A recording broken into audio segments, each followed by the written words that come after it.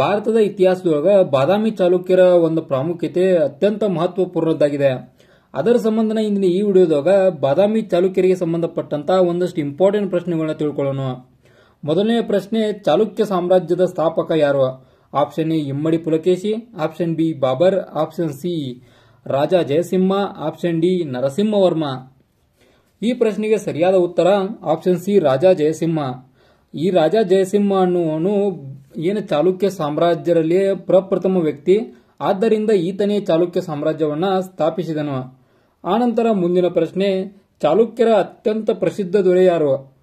ಈ ಪ್ರಶ್ನೆಗೆ ಆಪ್ಷನ್ಗಳನ್ನ ನೋಡೋದಾರ option A Immadi Pulakeshi, option B Babur, option C Raja Jayasimha, option D Narasimhavarma. ಈ ಪ್ರಶ್ನೆಗೆ ಸರಿಯಾದ ಉತ್ತರ ಆಪ್ಷನ್ ಎ ಇಮ್ಮಡಿ ಪುಲಕೇಶಿ. ಇಮ್ಮಡಿ ಪುಲಕೇಶಿಯು ಚಾಲುಕ್ಯರ ಅತ್ಯಂತ ಪ್ರಸಿದ್ಧ ದೊರೆಯಾಗಿದ್ದಾನೆ.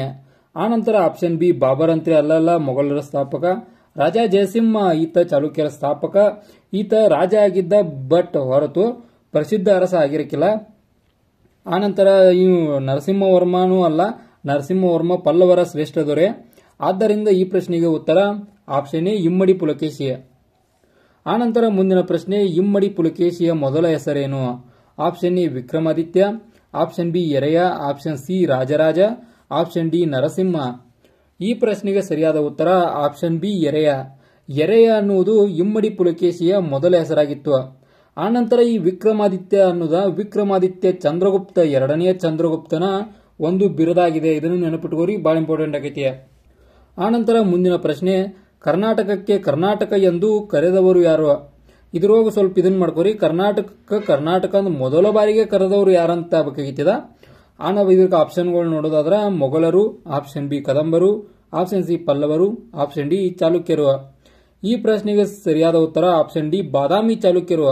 ಬಾದಾಮಿ ಚಾಲುಕ್ಯರು ಕರ್ನಾಟಕ ಅಂತ ಕರೆದ ಮೊದಲ ವ್ಯಕ್ತಿಗಳಾಗಿದ್ದಾರೆ.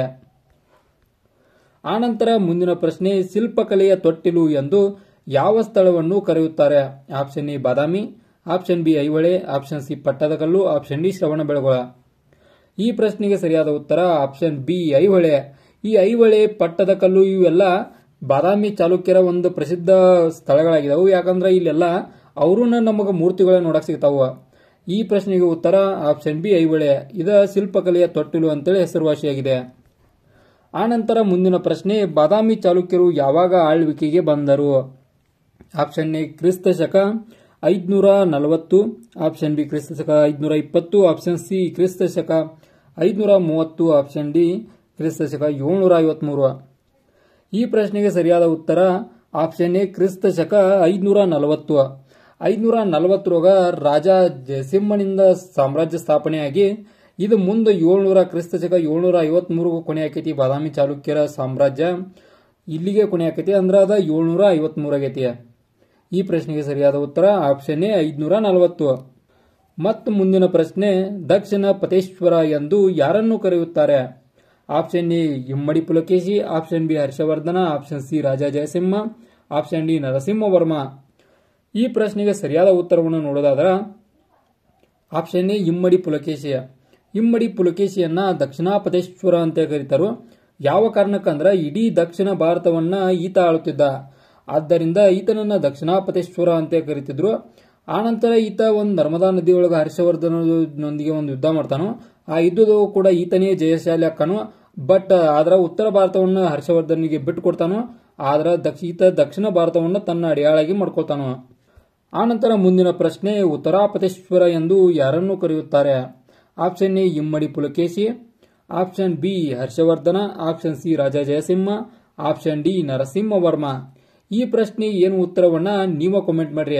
ಯಾಕಂದ್ರ ನಿಮಗೆ ಎಷ್ಟು ನಾಲೆಜ್ ಅಂತೇಳಿ ಎಷ್ಟು ನಾಲೆಜ್ ಐತಿ ಬಾದಾಮಿ ಚಾಲುಕ್ಯರಿಗೆ ಸಂಬಂಧಪಟ್ಟಂತ ನಾವು ತಿಳ್ಕೊಬೇಕು.